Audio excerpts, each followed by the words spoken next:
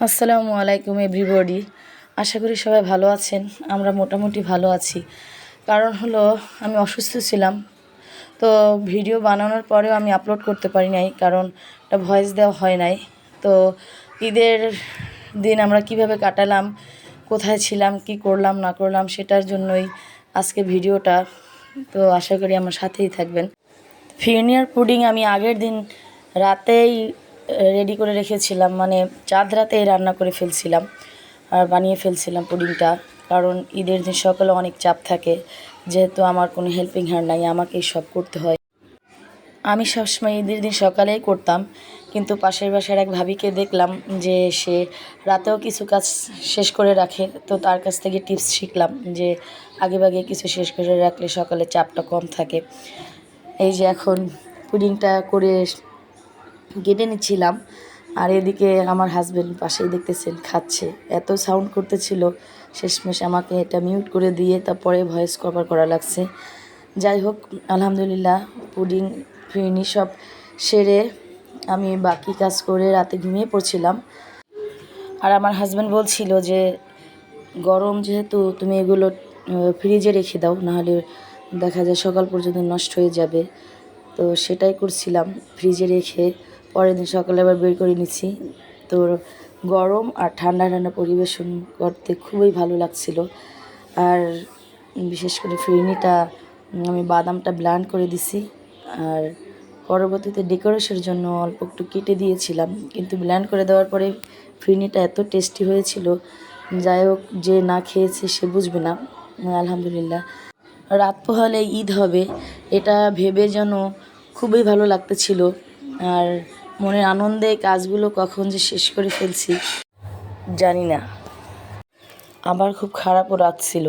1 মাস সিয়াম সাধনার পরে আবার সেই কবে ফিরে আসবে সেই দিন, এ অপেক্ষায় আমরা থাকি। হয়তো বা আমরা কেউ বেঁচে থাকি বা কেউ থাকি না। যাই হোক, আলহামদুলিল্লাহ আল্লাহ আমাদেরকে রোজা কবুল করেছেন। এই তো দৌড়ে দৌড়ে আমি একা আর পারছিলাম না। তো পরে মাহিয়ার বাবা আমাকে অনেক কাজে হেল্প করেছে, সেগুলো আর এখানে দেখালাম না। আর দেখতে পাচ্ছেন মাহিয়াকে ওর বান্ধবী মেহেদি পরিয়ে দিচ্ছিল, আর আমাকে বলছিল আন্টি মাহিয়া শুধু হাত নাড়াচ্ছে, আমি সুন্দরভাবে দিতে পারছি না। তো ভীষণ মশা ডিস্টার্ব করতেছিল, এই জন্য মাহিয়া ঠিকঠাকভাবে বসছিল না, আরও দিতে পারছিল না। অনেক কষ্ট করে শেষমেশ মাহিয়ার হাতে মেহেদি কমপ্লিট করেছে। আর এই যে আলহামদুলিল্লাহ এই দিন সকালের একটা ভিডিও, আমার মেয়েকে আমি সাজাচ্ছিলাম, আর ও একা একা সাজতে চাচ্ছিল। পরে আমি বললাম, মা তুমি আজকে স্পেশাল ডে, তুমি সুন্দরভাবে সাজতে পারবে না, আমি তোমাকে সাজিয়ে দিই, তুমি বসো। পরে ও বসছে, আমি দেখতেই পাচ্ছেন চুলটা ঝুটি করে দিচ্ছি। পরে আরও অনেক সাজুগুজু করেছে, সেটার ভিডিও হয়তো পরে আসবে। আর আমি ওদেরকে বলছিলাম এটা সেটা একটু আগাই দিতে, যে ব্যান্ড আগাই দিচ্ছে, লিপস্টিক আগাই দিচ্ছে। এই আমি কখনো সাজি না, মাশাআল্লাহ আমার মেয়ে অনেকটা সাজে। ছোটোবেলায় যেভাবে উদযাপন করতাম এখন আর সেরকম উদযাপন করতে পারি না। আমি আগে যেমন আমি সাজতাম, আমার মা কাজ করতো, এখন আমি কাজ করি, আমার মেয়ে সাজে। আসলে দিন এভাবেই অদল বদল হয়, সময়ের পরিবর্তন হয়। কখন যে ছোট থেকে বড় হয়ে সংসার জীবনে পা দিয়েছি বুঝতেও পারিনি। যাই হোক, সময় হু হু করে জীবন থেকে চলে যাচ্ছে, এটাই সত্যি কথা। আর এই যে আমার মেয়ে মেকআপ নিয়ে বসছে, সাজুগাজু শেষ নাই যেন, কত যে সাজুগাজু। এদিকে আমি আমার মেয়েকে বলছিলাম, মা তুমি পায়েল পরোনি কেন? তো আমার মেয়ের পায়েল পরতে মনে ছিল না, সাজুগাজু শেষ হয়ে যাচ্ছে তবুও না। পরে আমি পায়েল পরিয়ে দিলাম, পায়েল পরে তো আমার মেয়ে অনেক খুশি যে আম্মু তুমি না থাকলে তো এটা আমি ভুলেই গিয়েছিলাম। এই যে দেখাচ্ছে আমার মেয়ে পায়েল পরে।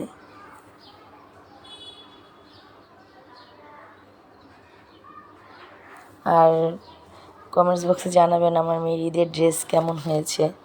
এই যে পিঙ্ক সাদা, আর এটা হলো সবচেয়ে সুন্দর মুহূর্তের ভিডিও। বাবা ছেলে মিলে মসজিদে নামাজ পড়তে যাচ্ছে, এই যে মোমেন্ট, মেমোরেবল ডে।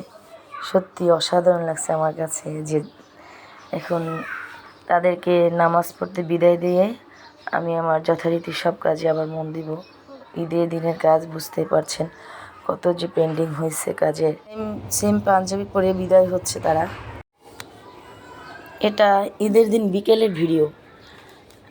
ঢাকা শহরে সবাই যখন গ্রামে চলে যাচ্ছে বা গেছে, আমাদের এখন আর বিনোদনের কোনো জায়গা পাচ্ছিলাম না খুঁজে, কোথায় যাব বাচ্চাদেরকে নিয়ে। এই তখন আমি একটা খবর পেলাম যে কোথাও একটা মেলার মতো হচ্ছে। আমি এখানে না আসলে বুঝতে পারতাম না। মানুষ কাজ শেষে বা একটা বিরতি নিতে চায়, এখানে এসে দেখি মানুষের উপচে পড়া ভিড়। এখানে কিছুতে হাত দেওয়ার মতো অবস্থা নাই। মানুষের এত জমজমাট ছিল, এটা বিশ্বাস করা যাবে না। আমি ফাঁকে ফাঁকে ছোট ছোট ভিডিও বানাচ্ছিলাম আর ভাবছিলাম যে ঢাকার শহরে মানুষ আসলে বন্দিশালার মতো। মাহিয়া বায়না ধরলো ও নৌকায় উঠবে, আর যেভাবে দুলছিল আমি ভীষণ ভয় পাচ্ছিলাম ও উঠে থাকতে পারবে তো না পড়ে যাবে। পরে দেখলাম অনেক ছোট ছোট বাচ্চারা উঠছে, পরে আমি একটু সাহস পেলাম যে হয়তো ও পড়বে না। তো এইভাবে ছিল আমাদের এবারের ঈদ আয়োজন। সাদামাটাও ছিল, আবার একটু আনন্দঘনও ছিল, কারণ আমি অসুস্থ ছিলাম। অসুস্থতার পরে আবার একটু ঘোরাফেরা বা যাই হোক, বাচ্চাদেরকে সময় দিতে পেরে, উদযাপন করতে পেরে আলহামদুলিল্লাহ। সবাই ভালো থাকবেন। আসসালামু আলাইকুম।